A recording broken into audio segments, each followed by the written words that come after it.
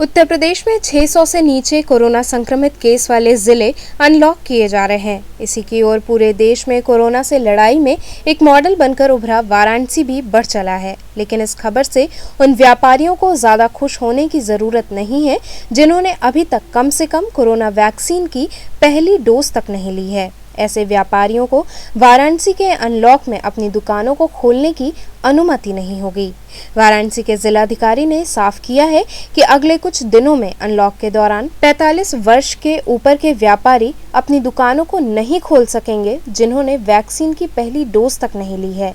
वहीं 18 से 45 वर्ष वाले व्यापारियों और दुकान के कर्मचारियों को वैक्सीनेशन के लिए 15 दिनों का अल्टीमेटम दिया गया है, जिसके बाद ही वे अपने प्रतिष्ठानों को खोल सकेंगे। वहीं 15 दिनों में वैक्सीनेशन का अल्टीमेटम ऑटो रिक्शा और अन्य चालकों को भी दिया गया है। इसके अलावा उन राज्य कर्मचारियों के जून का वेतन रोक दिया जाएगा जिन्होंने वैक्सीन नहीं लगवाई है। 18 से लेकर 45 वर्ष के आयु वर्ग के जो व्यापारी हैं उनको 15 दिन का समय हम दे रहे हैं ताकि वो अपना पोर्टल पर रजिस्ट्रेशन करा के 15 दिन में अपना वैक्सीनेशन करवा लें।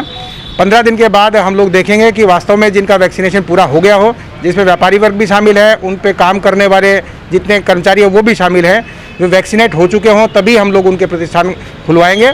अन्यथा जब तक वो वैक्सीनेट नहीं होते हैं तब तक उनको सलाह दी जाएगी कि वो बंद ही रखें, क्योंकि किसी की भी मृत्यु होती है तो फिर वो व्यवस्था को दोष देते हैं और जब सरकार आगे बढ़ के वैक्सीनेशन करवा रही है उसका लाभ नहीं उठाते हैं। तो इसी को लागू करने के लिए ये 15 दिन की व्यवस्था वाराणसी में की गई है। आज सभी व्यापार मंडलों को जागरूक भी किया जा रहा है, उनको ऑप्शन भी दिया जा रहा है कि स्थान का चयन वे स्वयं कर लें। बाकायदा स्वास्थ्य विभाग की टीम जाके उनके चयन किए हुए स्थान पर जाके वैक्सीनेशन करवा देगी। जो भी इसके लिए करना चाहें वो तत्काल स्वास्थ्य विभाग से संपर्क कर लें। अगले दिन से ही वहीं वर्क साइट पे ही उनका वैक्सीनेशन प्रारंभ करवा दिया जाएगा। तो इतनी सुविधा सब व्यापारियों को दी जा रही है, सबको समझाया जा रहा है और मुझे उम्मीद है कि सारे लोग इस मुहिम में साथ देंगे और वाराणसी को एक सेफ जगह बनवाएंगे। जो वैक्सीनेट हो जाएंगे 45 वर्ष से ऊपर के वर्ग के व्यापारी वर्ग, उन्हीं की ही दुकानें खोलने की अनुमति दी जाएंगी, क्योंकि अभी 3-4 दिन इस कार्य में बाकी है। इसलिए एडवांस में ही ये चीज़ बता दी गई है सब लोगों को। बाकायदा जाएं, सभी वैक्सीनेशन सेंटर्स पे जाके अपना वैक्सीनेशन करवाएं। विशेष कैंप की आवश्यकता हो तो हमें बताएं ताकि हम आने वाले 1-2 दिन में उनका कैंप आयोजित करवा दें। ये जो वैक्सीनेशन की गति को देने के लिए आगे जो स्ट्रेटजी तय हुई थी उसी के अंतर्गत व्यापारी वर्ग के अलावा बाकी वर्गों के लिए भी पूरी स्ट्रेटजी तय हुई है। जो हमारा हाई रिस्क ग्रुप है, जिसके लास्ट ईयर हमने एडवांस में टेस्ट भी करवाए थे, इस वर्ष भी हमने RT-PCR और एंटीजन टेस्ट उन लोगों के करवाए हैं।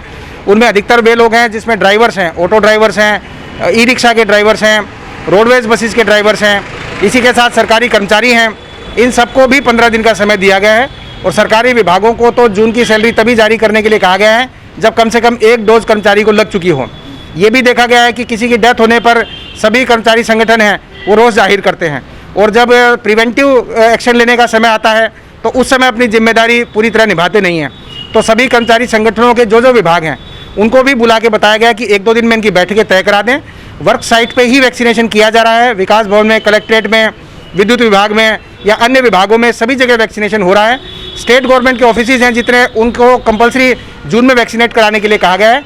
सेंट्रल गवर्नमेंट को भी ये सलाह दी गई है कि जैसे रेलवे है, एयरपोर्ट है, पोस्ट ऑफिस है, इनकम टैक्स है, ये विभाग भी अपने वैक्सीनेशन जून में ही पूरे करा लें ताकि कर्मचारी फिर बाद में ये शिकायत ना कर सकें कि जब प्रिवेंशन का समय था उस समय उनको नेग्लेक्ट किया गया। अब जिम्मेदारी उन्हीं की बनती है।